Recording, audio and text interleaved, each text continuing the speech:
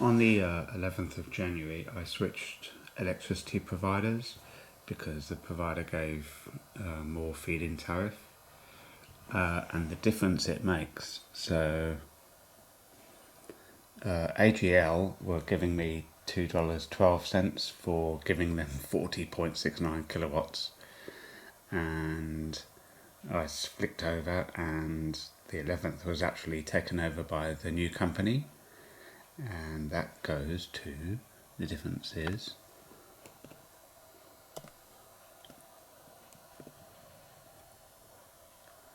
big difference, isn't it? 5.2 to 11 cents, resulting in $2 something going to $4.48. I'm just checking the figures now. It took several days for the app to start working because they hadn't transferred me when they told me they did. $5.40 next day, which wasn't very good. $1.98.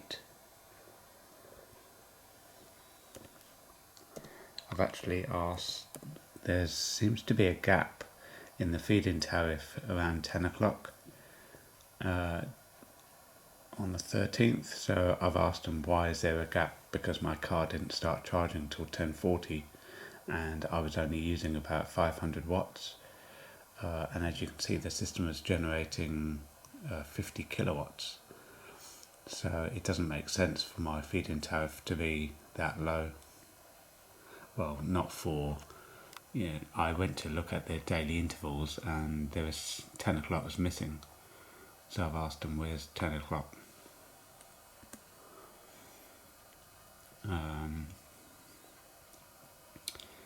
Yesterday was between 35 38 degrees in Melbourne, so I had the AC running all day, 24 hours. So yesterday, and because it was hot, the solar system didn't produce as much, but I also went out, so charged my car. So Friday 13th, there's 50 kilowatts produced by the system, and I was charging my car 2 days worth of travelling to work, which is 40k round trip each day, and I knew my car was going to start charging at around 10:40, and I checked the feed-in tariff and there was no feed-in tariff at 10 o'clock, which is approaching the peak of the day, so I've asked the electric company to have a look. Yesterday's stats feed-in tariff isn't available yet. Oh, it's just come on. So yesterday's feed-in tariff, $2.98.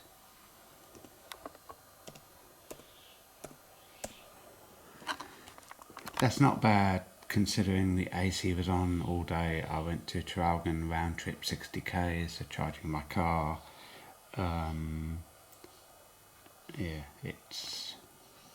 Compared to what I was earning with AGL.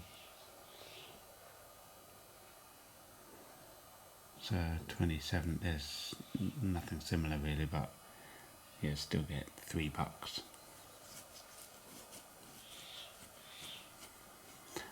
And that means I used 29 kilowatts, which was probably right. So I distilled water, 4 litres, charged my car. Yesterday's feed-in tariff by interval, so it's every half hour. I get a much better clue of what's going on when I look at the kilowatts put in, not the pence, the cents that you get. So it started 6:30 in the morning ish.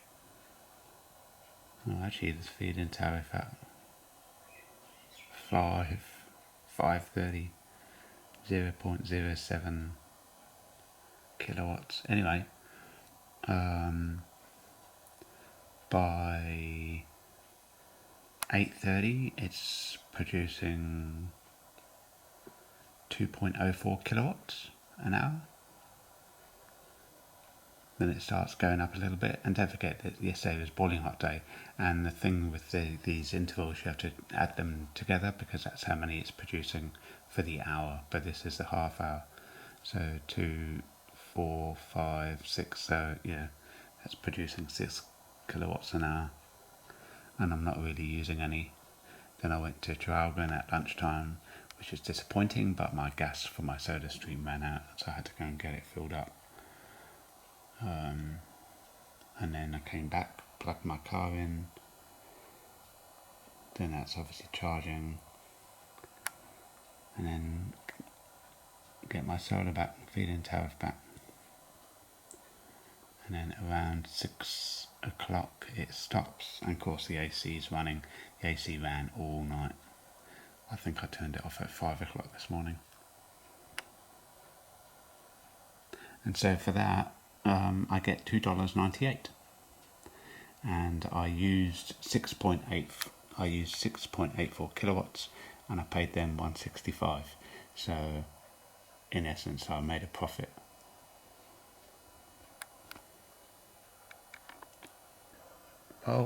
While we're talking about feed-in tariff, a mate at work said I should do the calculations on getting slightly less because the daily charge is less by this other company.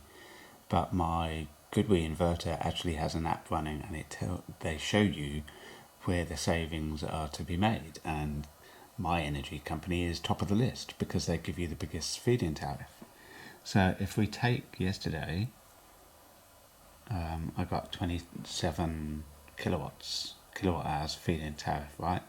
So at 11 cents I get $2.98. His supplier, I think he gets 0.067 cents. So he, for the same power, he would have got $1.81. If I take from my $2.98, if I take off my $1.30, I'm left with $1.68. If he got $1.81 and take off his 97 cents, he would have ended up with 84 cents. So he doesn't end up with more money than I am because I'm earning more money per kilowatt. And come the winter, I'm sure all the positives that I make over the summer would cover this slight increase in daily charges of around 30 cents. And I'm prepared to give it up. You'll take the risk at this moment because I don't know what my winter consumption's going to be. But at night time I go on off-grid, so I don't really consume much electricity at all unless I'm running the air conditioning. Yesterday's data 14th, and this is the interval usage, so every half an hour. So you can see through the night I'm basically using 0.01 kilowatts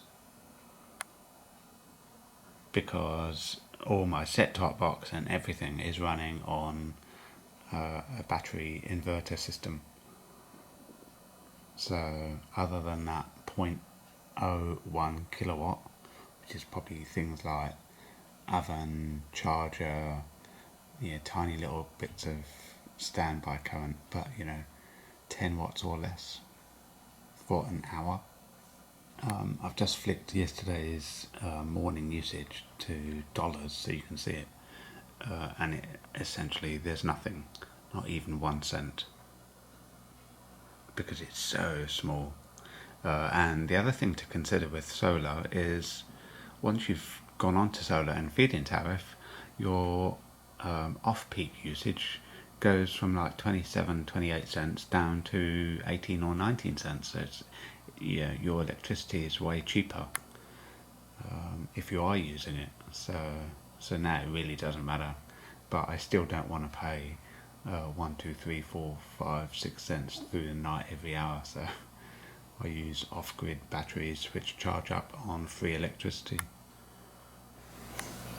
And on that note, because the electricity is so cheap, when it's off-peak, you can see last night when I had the AC running, it's a 700-800 watt system. It's barely costing me 5 cents every half hour, so 10 cents an hour. And I slept like a log, and yeah, because the AC kept the house cool.